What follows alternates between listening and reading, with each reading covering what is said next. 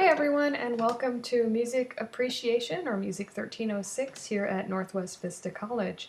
I am going to walk you through all of the important things that you need to know in order to be successful for the semester in this class. So, go grab a pen or pencil and piece of paper if you don't already have one. You'll want to take notes during this orientation, both so that you have the information readily available to you, and also because you'll be taking a quiz over this information when we're all finished.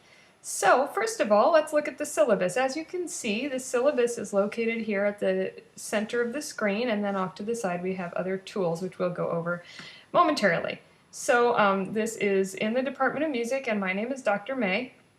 As you can see right here, my phone number is listed. That is my office phone number. I teach about 7 classes a semester, so it's possible that I'll be in my office, but also possible I'll be out of my office teaching a class. If you call the office and don't reach me, just leave me a voicemail and I will get back to you. We all have email through Canvas, and I'll be showing you how to access that and to contact me in just a moment. My office is in Palmetto. That's that very colorful building right next to the lake, and the office hours that are listed here may be different from the office hours that you see when you log into the class, because right now I still have a couple of things in my schedule that are up in the air, and so my office hours that you see listed on the syllabus now would be the correct ones. This class is going to cover a lot of information about music. You do not have to have any prior knowledge about music. However, just as you can see right up at the top of your screen, you do need to have a willingness to approach music with the same level of studiousness and attention to technicality as any other college subject area that you are going to take. And by that I mean we're going to be covering terminology and other things like that. And while you definitely don't need to know how to read music, you don't need to play an instrument, you do need to understand that you'll be expected to use technical terms in this class and to at least make your best effort to understand what they mean and apply them properly. There is no textbook for this class, so you don't need to buy a book. All of the information will be located right here in Canvas. By the end of the class, you will be able to recognize musical styles by hearing music. Orally just means by hearing. You'll also communicate using the terms that are common to anyone in the music education industry or any music teacher or musician.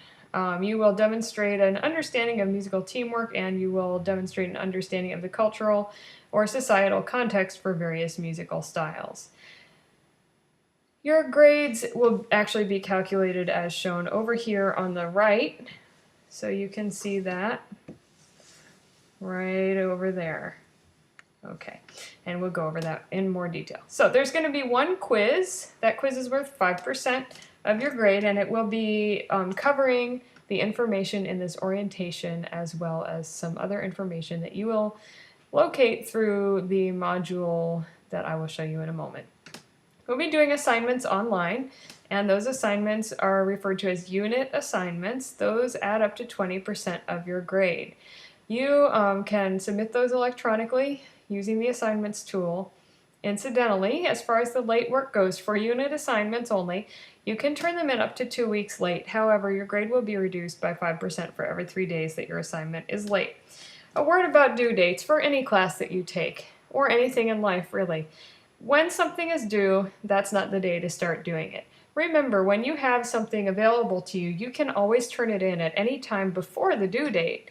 And I would recommend that you think of due dates as the last possible day to turn something in, rather than the first day that you should start thinking about the work. In fact, in many classes, if you start your work early and find that you need assistance or want the teacher to read over what you've done so far, if it's before the due date, they may even be willing to look at a draft or give you feedback. Once the due date has passed, in some classes, of course, no late work is accepted, and in any case, you won't get full credit for your work. Why do all the work and get less credit? So try to get things done on time. You will be preparing a paper, and this semester, you're going to turn in a draft of the paper and then a final version, and I will show you how to do all that momentarily and talk more about that paper. Class participation is going to be done through the discussion board. And let's go right now to this link here that says Grading Procedures to find out how your discussions will be graded. This is probably one of the most important pieces of information in this orientation, and also one of the most misunderstood parts of the class. Once you get the hang of it, though, it's really quite simple. So pay attention here as we go through this. We have a discussion board, and that's where all of the work for this class takes place. Imagine the discussion board as your classroom. So instead of sitting in a classroom together at the same time, we come into the discussion board at different times, of course, because we're in asynchronous class, and we have our discussion that we would have in person. In a discussion in class, everybody does not just state their opinion and then hold their ears while everyone else is talking. That wouldn't be a discussion. And for that reason, because I want there to be a give and take in this discussion like there would be if we were speaking in person, you need to post at least twice in order to receive full credit for a discussion. So, in order to get any credit on a discussion, you need to post at least once before the day is due.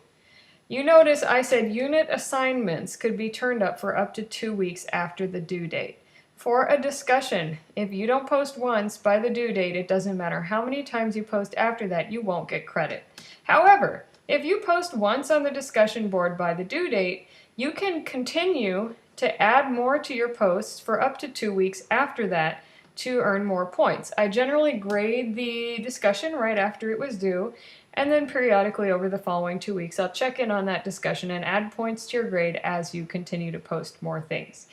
So, another thing to note is that an item, that would be an idea, a question, an example, or some other point, can only be worth up to 25 points. So you cannot earn all of your discussion points by 2 posts that each have one idea in them either. You need to have at least 4 separate ideas to get 100 points, in other words.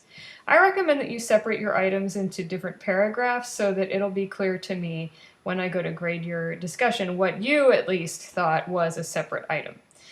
Now, below this we can see examples of different postings and how they would be scored. For example, just saying, I agree, or I don't understand is not going to give you any points. But I will point out that asking a specific question, not just saying I don't understand, but saying, for example, I don't understand what the difference is between homophonic and polyphonic texture.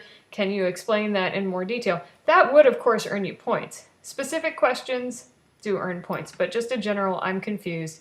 We need more information than that.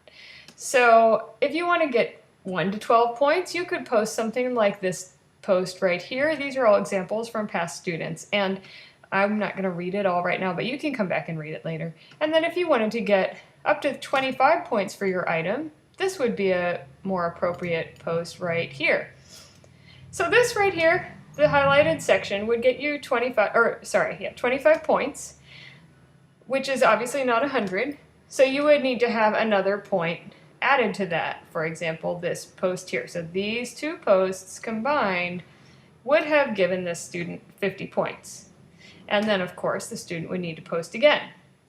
Now, keep in mind a few things. First of all, if you're someone who doesn't like to go on and on about things, you tend to be terse in your comments, that's fine. You'll just need to post a lot of times. You could post 20 5-point postings or 10 10-point postings, or you can post 2 50-point postings. It's really up to you. So don't feel like you need to write long paragraphs if that's not your way of communicating.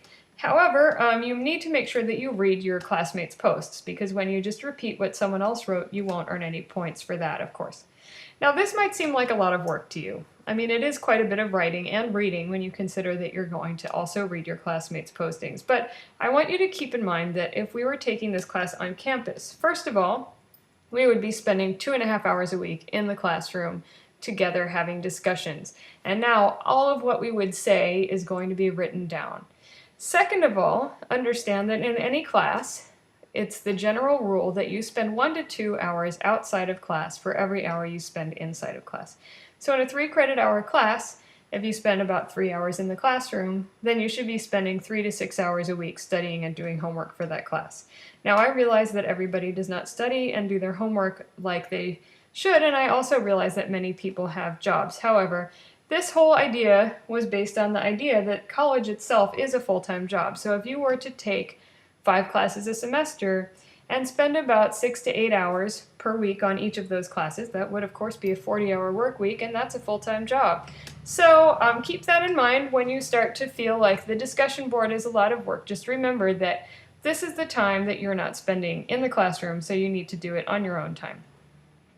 And I recommend that you go ahead and set aside a set time every week when you're going to work on this class, because it's very easy otherwise to just think you're going to work on it and let the whole week go by and not have it.